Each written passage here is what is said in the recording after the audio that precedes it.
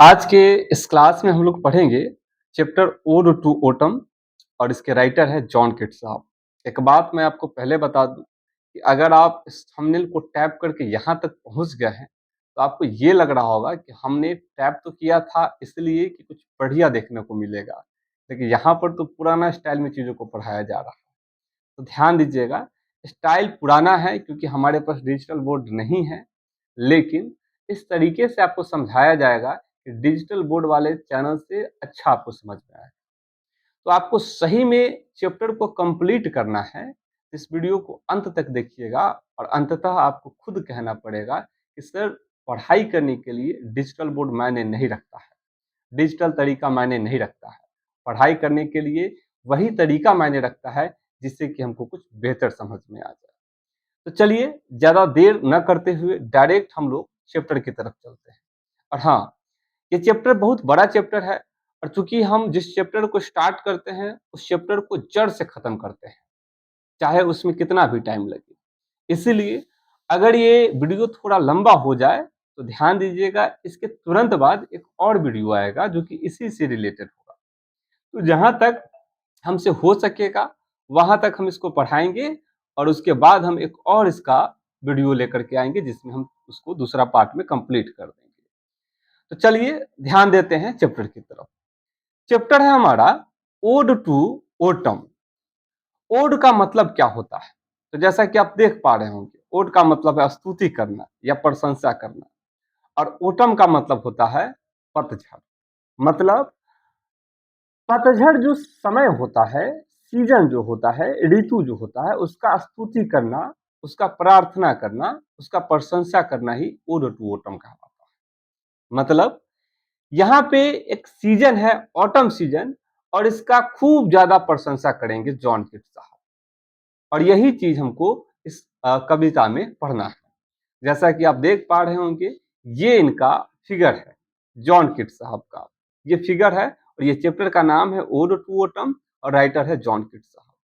तो चैप्टर को तो हम डिटेल में पढ़वे करेंगे, लेकिन उससे पहले थोड़ा जॉन किट साहब के बारे में जान लेते हैं, क्योंकि क्वेश्चन यहाँ से भी बहुत आता है। देखते हैं। देखिए, सबसे पहला लाइन जॉन किट्स साहब के बारे में लिखा हुआ है, जॉन किट्स 1795। मतलब जॉन किट्स का जन्म 1795 में हुआ, 1821, और ये आदमी का देहांत 1821 में हो गया। One of the greatest of English romantic poet. One of the greatest का मतलब होता है ग्रेटेस्ट में से एक, महानतम लोगों में से एक, ऑफ इंग्लिश रोमांटिक पोएट।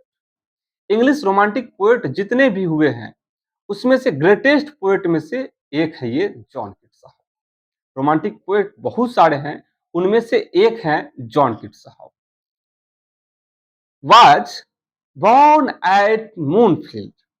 इनका बॉर्न मतलब इनका जन्म मूनफील्ड में हुआ था, जो लंदन में है। आगे है फुल स्टॉप के बाद, he studied at Clark's school. He studied मतलब इन्होंने स्टडी किया, अध्ययन किया, at Clark's school, Clark school में, जो कि इनफील्ड में है, एट इनफील्ड। उसके बाद है डीपली इंटरेस्टेड इन क्रिकेट। अगर इनके इंटरेस्ट का बात करें तो ये डीपली इंटरेस्टेड थे क्रिकेट में, मतलब इनका रुचि बहुत ज्यादा था क्रिकेट में, क्रिकेट खेलना बहुत पसंद करते थे। एंड बॉक्सिंग, साथ ही साथ बॉक्सिंग भी बहुत ज्यादा पसंद करते थे। ही ग्रीव इनटू, ये पले और बढ़े। ग्रीव मतलब होता है बढ़ना, ग्रीव मतलब होता है बढ़ा, है ना। ही ग्रीव, ये बढ़े, इनटू अ वोरेशियस रीडर। कैसे बढ़े जी? तो वोरेशियस रीडर मतलब बहुत ज्यादा पढ़ाकू आदमी थे ये, पढ़ते पढ़ते बढ़े आगे, स्पेशली ऑफ ग्रीक्स मैथोलॉजी। और ज्यादा अगर स्पेशली अगर हम रीडिंग का बात करें तो ज्यादातर ये ग्रीक मैथोलॉजी को खूब बढ़िया से पढ़े, खूब मन से पढ़े। ग्रीक मैथोलॉजी में इनका बहुत ज्यादा रुचि था। ये तो पढ़ाकू थे, फेरोशियस मतलब होता है पढ़ाकू, एकदम खूब ज्यादा पढ़ने वाला आदमी, लेकिन उसमें भी ये ग्रीक मैथोलॉजी को पढ़ना बहुत ज्यादा पसंद करते थे। He even started a translation of Virgil's Aeneid। यहां तक कि इन्होंने ट्रांसलेशन भी बनाना स्टार्ट कर दिया था। ट्रांसलेशन का मतलब क्या होता है? जैसे हिंदी को आप इंग्लिश में बदलते हैं मतलब हिंदी का ट्रांसलेशन करते हैं इंग्लिश में, इंग्लिश को हिंदी में बदलते हैं मतलब इंग्लिश का ट्रांसलेशन करते हैं हिंदी में। तो ठीक उसी प्रकार से ही इवन स्टार्टेड अ ट्रांसलेशन, ये ट्रांसलेशन बनाना स्टार्ट कर दिए, चीजों को ट्रांसलेट करना स्टार्ट कर दिए, और वर्जिल्स एनेट, और उसमें वर्जिल्स अनीट का भी जो है कि ट्रांसलेशन वो ट्रांसलेट किए। जैसे कि रामायण है, रामायण हिंदी में लिखा गया है। अब हो सकता है ये रामायण सऊदी अरब के लोगों को पढ़ने का इच्छा कर रहा है, तो कैसे पढ़ेंगे, क्योंकि उनको तो उर्दू आता है। तो ऐसे में वहां के कोई ऐसे लोग या फिर यहीं के कोई ऐसे लोग जिनको हिंदी भी आता है, संस्कृत भी आता है, उर्दू भी आता है, तो वो क्या करेंगे कि उस संस्कृत वाले रामायण को उर्दू में ट्रांसलेट कर देंगे। तो यही होता है ट्रांसलेशन का, ट्रांसलेटर का काम। तो यही किए थे, ये ट्रांसलेशन बनाना स्टार्ट किए थे, एक भाषा को दूसरे भाषा में ट्रांसलेट और ट्रांसफर करना स्टार्ट किए थे। His ambition to become a poet. Ambition मतलब क्या होता है? आकांक्षा, किसी चीज को करने का काम। हिज एम्बिशन, इनका जो एम्बिशन है मतलब इच्छा जो है, टू बिकम, वो आ गया। अ पोएट कैसे आया जी? पोएट बनने का इनके मन में एक इच्छा जाहिर हुआ, कवि बनने का। was fired by his first acquaintance with Spencer ferry queen. और कैसे ये मन में आया इनके बाद, इनके मन में ये बात कैसे आया कि हमको कवि बनना है, हमको पोएट बनना है? तो सबसे पहले एडमंड स्पेंसर के एक किताब ही पढ़े जिसका नाम था फैरी क्वीन। और एडमंड स्पेंसर का फैरी क्वीन जैसे ही पढ़े ये आदमी, उसके बाद इनके मन में ये लालसा आ गया कि हमें भी पोएट ही बनना है। देखिए, कभी भी कोई आदमी कुछ करना चाहता है ना, डायरेक्ट नहीं करना चाहता है। किसी चीज को देख करके उसे बहुत ज्यादा वो चीज पसंद आता है, और उसके मन में ये ख्याल आता है कि काश इस काम को हम भी करते तो कितना सुंदर होता। तो वही एक किताब पढ़े एडमंड स्पेंसर्स का फेयरी क्वीन, और इन्हें लगा कि भाई लेखनी में कितना दम होता है, कितना जान होता है कि ये किसी को भी अपनी ओर आकर्षित कर सकता है। और इसीलिए ये आदमी अपने मन में ठाने कि क्रिकेट तो हमें पसंद है ही, बॉक्सिंग तो हमें पसंद है ही, अब हम पोएट का काम करेंगे। ट्रांसलेटर तो हम है ही, अब हम पोएट का काम करेंगे, कविता लिखने का काम करेंगे। और तब से ये कहा जाने लगा कि एडमंड स्पेंसर का फेयरी क्वीन जब से ये पढ़े, उसके बाद इनके मन में कवि बनने का जो है कि विचार उत्पन्न हुआ। हिज फर्स्ट पोयम, और उसके बाद ये पहला कविता लिखे, lines in imitation of Spenser, और कविता का नाम था lines in imitation of Spencer, was published इन 1840, और ये पब्लिश हुआ 1814 में। ये जो कविता है, इनका पहला कविता lines in imitation of Spenser, और ये पब्लिश कब हुआ? 1814 में। His important his first volume of poetry interval poem was published in 1870, और इनके कविता का जो पहला वॉल्यूम है वो 1817 में प्रकाशित हुआ। अब समझिए, आप कहिएगा सर ये पहला कविता 1814 में प्रकाशित की, कि 1817 में क्या कविता है, क्या ये? तो देखिए, 1814 में ये पहला कविता लिखे थे, जबकि 1817 में ये कविता का एक संग्रह लिखे थे, जो कि पहला संग्रह था। हाँ, हिज पोयम, इनका जो कविता है इसका नाम है Endymion, was well appreciated by Wordsworth, was well appreciated, इसको बहुत ज्यादा अप्रिशिएट किया गया। कौन सा कविता? इंडिमियन। हिज पोयम इंडिमियन, इनका एक कविता है जिसका नाम है इंडिमियन, वाज वेल अप्रिशिएटेड, ये बहुत ज्यादा जो है कि इसको सराहा गया, बहुत ज्यादा इसका तारीफ किया गया बाय वर्ड्सवर्थ। किसके द्वारा? वर्ड्सवर्थ के द्वारा। और आपको बता दे कि उस टाइम में, जिस टाइम में इनके कविता इंडिमियन को अप्रिसिएशन दिया गया, उस टाइम में वर्ड्सवर्थ रोमांटिक पोएट के सबसे महान पोएट में से एक थे, और ये अभी नए नए आए थे और इनका तारीफ किए, और वो भी कौन? वर्ड्सवर्थ साहब। इनके लिए कोई छोटा मोटा बात नहीं था, ये उपलब्धि इनके लिए कोई छोटा मोटा नहीं था कि इंडिमियन का जॉन किट्स के द्वारा लिखा गया एक कविता जो कि इंडिमियन है, और इसका तारीफ खुद विलियम वर्ड्सवर्थ साहब कर रहे हैं। जैसे बॉलीवुड में अमिताभ बच्चन है, ठीक उसी प्रकार से पोएट्री में, रोमांटिक पोएट में वर्ड्सवर्थ साहब है, और ये एक नए आदमी जॉन किट्स साहब का तारीफ कर रहे हैं। इट वॉज पब्लिश्ड इन 1880 और ये जो कविता है इनका एंडीमियन, ये 1818 में पब्लिश हुआ था। His odes on indolence, on a Grecian urn, to sight, to a nightingale, on melancholy, and ode to autumn made him a great romantic poet. ये सब के सब ऐसे कविताएं हैं, made him a great romantic poet. ये सब मिलकर के इनको ग्रेट रोमांटिक पोएट बनाते हैं ऑफ इंग्लिश लिटरेचर का। मतलब ये बहुत कुछ लिखे हैं, लेकिन ये कुछ ऐसे कविताएं हैं जो इनको महान बनाता है। ये कुछ चुनिंदा कविताएं हैं इनका। So did Lamia and Hyperion, यहां तक कि लेमिया एंड हाइपेरियन भी इनको महान कवि बनाता है। He died of tuberculosis. अब ये आदमी इतना सब कुछ कर ही रहे थे कि इनका मृत्यु हो गया। ही डाइड, ये मर गए, ऑफ ट्यूबरक्लोसिस। किस चीज से? तो ट्यूबरक्लोसिस नाम की एक बीमारी से मर गए। आगे देखिए, ही डाइड ऑफ ट्यूबरक्लोसिस, ये ट्यूबरक्लोसिस से मर गए इन 1821, 1821 में, एट द एज ऑफ 26, मात्र 26 साल की उम्र में। ये आदमी अपने जीवन में बहुत कुछ बढ़िया कर रहे थे। आपको हम बता दें कि अगर इनका मृत्यु 26 साल की उम्र में नहीं होता तो आज विलियम शेक्सपियर का जो नाम सुन रहे हैं आप, ये सबसे ऊपर है, ये टॉप में। जो अपनी चौसर का जो नाम सुन रहे हैं सबसे टॉप में है, आज उनका नाम जो है कि इन सब के नाम से नीचे होता। बस यही है कि इनके साथ थोड़ा नसीब नहीं काम किया और ये मर गए ट्यूबरक्लोसिस, बोले तो टीबी की बीमारी से, इन 1821, 1821 में, एट द एज ऑफ 26, मात्र 26 साल के उम्र। But within this short span of life, लेकिन within this short span of life, इसी शॉर्ट स्पेन ऑफ लाइफ के विद इन में, भीतर में, he was able to achieve greatness. वो इतना योग्य हो गए थे कि अपनी महानता को अचीव कर लिए थे।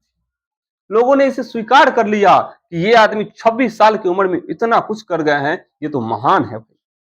और आज आपको पता होना चाहिए कि ये मात्र 26 साल की उम्र में इतना कुछ कर गए हुए हैं कि आज भी इनके जीवनी के ऊपर पीएचडी किया जाता है। अब सोचिए कि ये आदमी अगर कुछ दिन और जिंदा होते तो पता नहीं लिटरेचर के क्षेत्र में कैसा भूचाल लाते। हिज पोएम्स एंड लेटर्स, इनका जो पोएम है, इनका जो कविता है, एंड लेटर्स, और इनका जो लेटर्स है, have depth with their beauty, वो पूरे सुंदरता से अंदर तक जुड़ा होता है। इनकी कविता को आप पढ़िएगा तो एक एक लेटर, एक एक वर्ड में ब्यूटी होता है, सुंदरता होता है। And reflect his awareness of pains and suffering of life. और वो वर्ड, वो लेटर्स, वो सेंटेंस चीख चीख करके जीवन के बारे में कुछ बता रहा होता है। टू हिम, उनके लिए, a thing of beauty is a joy. ये कहते हैं कि a thing of a beauty is a joy forever and beauty is truth। ये कहते हैं कि जीवन में आनंद क्या है? सुंदरता ही आनंद है और आनंद ही सुंदरता है। Truth is beauty.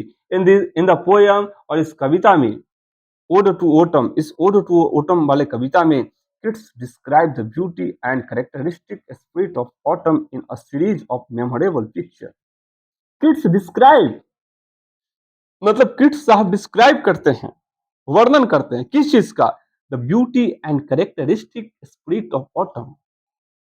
ब्यूटी का, कैरेक्टरिस्टिक उसके गुणों का, किसके गुणों का? किसकी ब्यूटी का? The spirit of autumn, autumn के गुण का, ऑटम की ब्यूटी का गुणगान करते हैं in a series of memorable picture. और एक सीरीज में करते हैं, एक एक करके ऑटम सीजन के हर एक चीजों का ये प्रशंसा करते हैं। Exhibiting the principle of beauty in nature, जो कि मौजूद होता है प्रकृति के बीच में, इन्हीं चीजों का ये प्रशंसा करते हैं। तो ये रहा हमारा जॉन किट्स साहब का पूरा परिचय। अब हम लोग कविता की तरफ चलते हैं। तो कविता में जैसे ही हम चलते हैं तो एक बार फिर से समझते हैं। ऑटम एक सीजन का नाम है और ओड इस सीजन का प्रशंसा है। मतलब ऑटम का प्रशंसा, जॉन किट्स साहब इस कविता में ऑटम का प्रशंसा करेंगे, ऑटम सीजन का प्रशंसा करेंगे। बिफोर स्टार्टिंग द चैप्टर, हम ये चाहते हैं कि पहले आप ऑटम को समझिए, ऑटम होता क्या है? क्योंकि ज़्यादातर जो राइटर होते हैं, पोएट होते हैं, वो स्प्रिंग का प्रशंसा करते हैं, वसंत ऋतु का। लेकिन यहाँ पे ऐसा नहीं है। यहाँ पे जॉन कीट्स साहब ऑटम सीजन का प्रशंसा कर रहे हैं। तो हम ये समझेंगे कि स्प्रिंग सीजन क्या होता है और ऑटम क्या होता है। तो समझिए, ठंड खत्म होने के बाद गर्मी जब आने को होती है, तो ठंड और गर्मी के बीच में जो होली का मौसम होता है, उसमें पतझड़ वाला मौसम आता है, जिसको हम लोग स्प्रिंग सीजन कहते हैं। और ये जो सीजन है, ये स्प्रिंग नहीं है, ये ऑटम है। ये कब आता है तो सुनिए, बरसात खत्म होने के तुरंत बाद और ठंडी आने से पहले जो मौसम चल रहा होता है, उसे ऑटम सीजन कहते हैं। अगर अपने बिहार और भारत में बात करें तो इसको सावन का महीना कहेंगे। और अब आपको पता चल गया होगा कि सही में सावन का महीना भी बहुत सुंदर होता है, और शायद स्प्रिंग से हट करके सावन के महीना का कोनो अगर बखान करने के लिए आए हैं तो ये भी गलत नहीं है, बहुत सुंदर है। सुनिए, राइटर क्या कह रहे हैं, कविता को स्टार्ट करते हैं। शायद हम एक स्टेंजा को पढ़ेंगे और इसको खूब बढ़िया से एक एक वर्ड को बढ़िया से समझ जाएंगे, और बाकी जो बचेगा वो सेकेंड पार्ट में हम लोग समझने का प्रयास करेंगे। देखिए, कविता में पोएट कह रहे हैं, सीजन ऑफ मिस्ट। सीजन का मतलब होता है ऋतु, और मिस्ट मतलब होता है कोहरा। सीजन ऑफ मिस्ट मतलब कोहरे का समय, कोहरे का ऋतु। एंड और मेलो फ्रूटफुलनेस, और मधुर फलों का समय। मतलब ये ऑटम सीजन जो है कोहरे का समय है और मधुर फलों का समय है। क्योंकि ये जो ऑटम सीजन है, इसमें हल्का हल्का हल्का हल्का कोहरा आना शुरू हो जाता है। गर्मी में कोहरा नहीं आता है, लेकिन ऑटम सीजन में हल्का फल्का कोहरा आना शुरू हो जाता है शाम के समय। तो कहा जा रहा है सीजन ऑफ मिस्ट, कोहरे का समय, एंड मेलो फ्रूटफुलनेस, और मधुर फलों का समय। क्लोज बुजुम फ्रेंड्स, ये जो फल है और ये जो कोहरा का समय है, दोनों क्या है, क्लोज बुजुम फ्रेंड्स है, जिगरी दोस्त है, जिगरी यार है। ऑफ द मैच्योरिंग सन, किसका, तो ये मैच्योरिंग जो सन है इसका। मतलब ये कि कोहरा, फल, ये दोनों परम मित्र है सूरज का। परम मित्र का मतलब क्या होता है, परम मित्र कहने का मतलब ये हुआ कि कोई भी काम करता है तो बड़ा सोच समझ के मिल बांट के करता है, यही परम मित्र वाला बात होता है। यहाँ पे कहा जा रहा है सीजन ऑफ मिस्ट, कोहरे का समय, कोहरे का ऋतु, कोहरे का मौसम, एंड मेलो फ्रूटफुलनेस, और मधुर फलों का समय। क्लोज बुजुम फ्रेंड्स, ये दोनों जिगरी दोस्त है, बुजुम फ्रेंड्स है। ऑफ द मैच्योरिंग सन, किसका, तो इस सूरज का, मैच्योरिंग सन का। कंस्पायरिंग विथ हिम, अब जब दोस्त है तो क्या करेगा, कंस्पायरिंग करेगा। कंस्पायरिंग का मतलब क्या होता है, कंस्पायरिंग का मतलब होता है योजना बनाना। कंस्पायरिंग विथ हिम, दोनों योजना बना रहे हैं, तीनों योजना बना रहे हैं उन लोगों के साथ, हाउ टू लोड, कैसे लोड किया जाए, एंड ब्लेस, और कैसे आशीर्वाद दिया जाए। मतलब सूरज और ये जो कोहरा है, दोनों मिल करके कंस्पायरिंग कर रहे हैं, योजना बना रहे हैं कि हम अपना कोहरा कितना धरती पे डालें और सूरज अपना रोशनी कितना डाले कि पूरे के पूरे जो फल है, बगान है, वो लोड हो जाए, उन्हें आशीर्वाद दिया जाए। कंस्पायरिंग विथ हिम, ये योजना बना रहे हैं, हाउ टू लोड, कैसे भर दिया जाए, लोड कर दिया जाए, एंड ब्लेस, और कैसे आशीर्वाद दिया जाए। विथ फ्रूट द वाइन्स, किसको लोड किया जाए, किसको आशीर्वाद दिया जाए, तो with fruit the vines that round that influence. मतलब इन लताओं को आशीर्वाद दिया जाए जिन लताओं में फल भरे पड़े हैं, उन लताओं को फल से आशीर्वाद दे दिया जाए, उन लताओं को फल से भर दिया जाए, उन लताओं को फल से लोड कर दिया जाए, उन्हें ब्लेस किया जाए उन लताओं को। दैट राउंड दैट इंफ्लुएंस, किन लताओं को, वही लताएं जो राउंड कर रही हैं, जो घूम रही है, जो लतर रही है। दैट इंफ्लुएंस, कहां पे, दैच पे, दैच मतलब होता है छज्जा।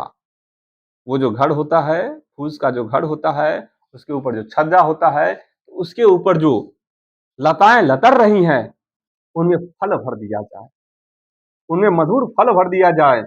अगर सेब का पेड़ है तो सेब लाद दिया जाए, अगर अंगूर का पेड़ है तो अंगूर लाद दिया जाए।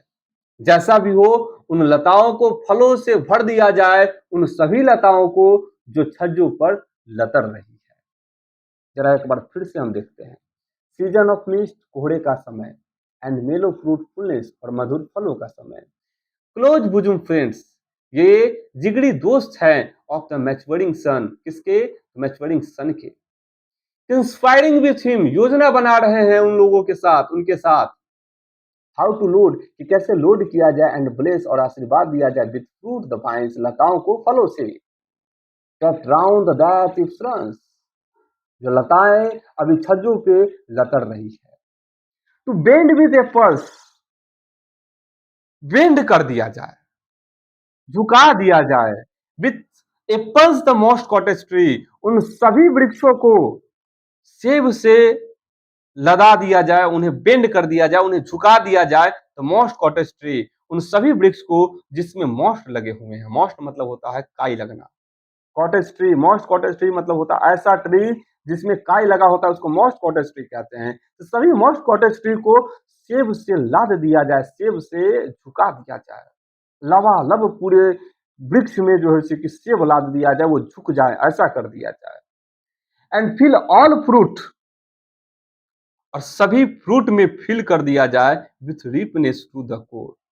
क्या फिल कर दिया जाए? सभी फलों में क्या भर दिया जाए? रिपनेस भर दिया जाए, मिठास भर दिया जाए। रिपनेस का मतलब मिठास होता है। टू द कोर, कोने कोने तक भर दिया जाए। पहले ये कह रहे हैं कि उन सभी लताओं को फलों से भर दिया जाए, उन सभी वृक्षों को सेब से झुका दिया जाए, जिसमें मोस्ट लगे हुए हैं, काई लगे हुए हैं, और उसके बाद उसमें इतना ज्यादा मिठास भरा जाए कि कोने कोने में मिठास भर जाए। टू सेल द गॉड, अब क्या कह रहे हैं? तो कह रहे हैं गॉड को स्वेल कर दिया जाए। स्वेल मतलब फुला दिया जाए। गॉड मतलब लौकी को, कद्दू को फुला दिया जाए। And plump the hazel shells, और हेजल सेल्स का मतलब होता है अखरोट जो होता है ना, तो अखरोट का जो ऊपरी जो आवरण होता है, जो फूटता है, जिसको फोड़ते हैं लोरिया सिलौटा कोनो चीज से, तो उसको सेल्स कहते हैं, हेजल सेल्स। तो कहा जा रहा है plump the hazel shells, hazel shells को प्लम्प कर दिया जाए, मोटा कर दिया जाए, मजबूत कर दिया जाए। अखरोट का जो बाहरी आवरण उसको मोटा कर दिया जाए, उसे मजबूत कर दिया जाए। विद स्वीट कर्नल, और उसके कर्नल को स्वीट कर दिया जाए। अखरोट के बीच में जो खाने वाला भाग है उसको मिठास से भर दिया जाए। टू सेट बडिंग मूड, और कलियों को खिला दिया जाए। एंड स्टील मूड, तब तक खिलाया जाए, little flower for the bees, जब तक कि वो मक्खियों के लिए न हो जाए। कह रहे हैं फलों को लाद दिया जाए, वृक्षों को लाद दिया जाए फलों से, और अखरोट का जो बाहरी आवरण है उसे मोटा कर दिया जाए, मजबूत कर दिया जाए, और उसके अंदर जो कर्नल है उसे मीठा कर दिया जाए। सेट बडिंग मोड, जितना भी कली है इस मौसम में क्या किया जाए, कितना सूरज का रोशनी डाला जाए, कितना कोहरा डाला जाए, कि कली जो भी है उसे और खिला दिया जाए, कली खिल के एकदम फूल बन जाए। एंड स्टील मोड, और खिले, और खिले, बहुत ज्यादा खिले। Letter flower for the bees, तब तक खिले जब तक कि वो मक्खियों के लिए न हो जाए। ये कह रहे हैं कि कलियों को इतना ज्यादा खिलाया जाए, इतना ज्यादा उसमें मिठास भरा जाए, इतना ज्यादा उसमें सुंदरता लाया जाए, इतना ज्यादा मतलब ये किया जाए, वो कली जो है फूल बन जाए और मक्खियों के लिए जगह बन जाए। until they think warm days will never cease, और तब तक ये फूल रहे जब तक ये न लगे ये मौसम कभी जाने वाला नहीं है। मक्खियों को ये लगना चाहिए, मधुमक्खियों को ये लगना चाहिए कि ये मौसम शायद कभी समापन होने ही वाला नहीं है। उसका मन भर जाए। जो मधुमक्खी इस मौसम के लिए, इस कली के लिए, इस फूल के लिए तरस रही थी, वो मधुमक्खी उनको इतना शहद दिया जाए, इतना जो है कि ये दिया जाए, रस दिया जाए फूल से, कि उसके मन में ये विचार चलने लगे कि शायद ये मौसम कभी खत्म होने वाला नहीं, उसका मन भर जाए। तब तक कली को खिलाते जाए, खिलाते जाए, खिलाते जाए। ऐसा ये योजना बनाया जा रहा है सूरज के द्वारा और इस मौसम के द्वारा, क्योंकि ये क्लोज बुजिंग फ्रेम्स है ना, अंटिल दे थिंक, तब तक जब तक कि वो ये न सोचे warm days will never cease, कि गर्मी का जो मौसम है, ये जो ऑटम सीजन है, ये कभी भी जाने वाला नहीं है, तब तक खिलाया जाए। मन उसका जब तक न भरे तब तक ये काम किया जाए। For summer has offer framed their climate, तब तक खिलाया जाए जबकि मधुमक्खियों का जो क्लाइमेट सेल है वो ओवरफ्लो ना होने लगे। अब आप ही बताइए, जब मधुमक्खी बहुत ज्यादा फूल पे बैठेगी, कलियों पे बैठेगी, तो बहुत ज्यादा स्टक करेगी शहद को। अब बहुत ज्यादा स्टक करेगी तो उसको कहाँ पे जमा करेगी? तो उसको जमा करेगी क्लाइमी सेल, मतलब मधुमक्खी का जो छत्ता उस पे। ये कह रहे हैं तब तक उसे खिलाया जाए जब तक कि ये ना लगे कि क्लाइमी सेल से मध टपक रहा है, टपक रहा है, टपक रहा है, ओवरफ्लो हो रहा है, तब तक खिलाया जाए। तो इस प्रकार से सूरज बोले तो मैच्योरिंग सन और ये जो मिस्ट है, दोनों के बीच में योजना बन रहा है कि हम कितना क्या करें और सूरज भैया आप कितना जैसे कि रोशनी डाले कि ये सारा कुछ हो जाए। तो ये है हमारा ओड टू ओटम का पहला स्टेंजा। अब इसमें 3 स्टेंजा है, जिसमें से राइटर का इंट्रो पहला स्टेंजा हम लोग कंप्लीट किए हैं। अब हम लोग सेकेंड पार्ट में दूसरा और तीसरा जो सी कंप्लीट करने का काम करेंगे। हमारा तो मन था कि इसी में कंप्लीट कर दे, लेकिन चूंकि टाइम ज़्यादा लग जाएगा, इसलिए हम चाह रहे हैं कि इसको यहीं पे समाप्त करते हैं और दूसरा पार्ट में इस पूरे चैप्टर को कंप्लीट करेंगे। अगर आप इस वीडियो को अंत तक देखे हैं, यहाँ तक पहुँचे हैं, तो इसके लिए बहुत बहुत धन्यवाद। और हमें इसके बदले में कुछ चाहिए, वो ये कि अगर आपको ये चैप्टर बढ़िया लगा है, समझ में आया है, तो एक सब्सक्राइब का जो बटन है उसको सब्सक्राइब कर दीजिएगा, लाइक कीजिएगा और कमेंट में कुछ भी आप कमेंट कर दीजिएगा। जैसा भी आपको लगा है ये कविता हमसे पढ़ने में आपको कैसा लगा है, ये कमेंट जरूर कर दीजिएगा। बाकी आपने हमारे वीडियो को अंत तक देखा, इसके लिए बहुत बहुत धन्यवाद। मिलते हैं फिर किसी नेक्स्ट टॉपिक नेक्स्ट वीडियो में। धन्यवाद।